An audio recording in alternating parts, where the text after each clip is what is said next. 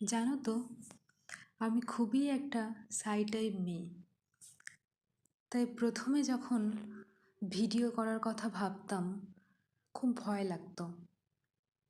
তারপর আজকে খুব ভয় ভয় করেই একটা ভিডিও করেই নিলাম।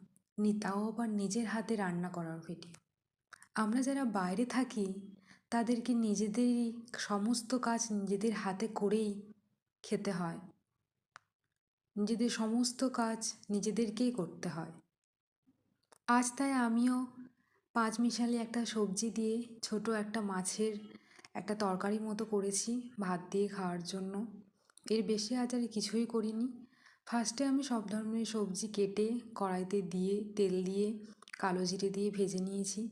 আর তারপরে তার মধ্যে ভাজা মাছ দিয়ে সামান্য হলুদ, পরিমাণ মতো নুন দিয়ে সেটাকে ফুটিয়ে নিয়েছি। তোমাদের এই ভিডিওটা কেমন লাগলো অবশ্যই জানিও। আর কমেন্টে লিখে বলো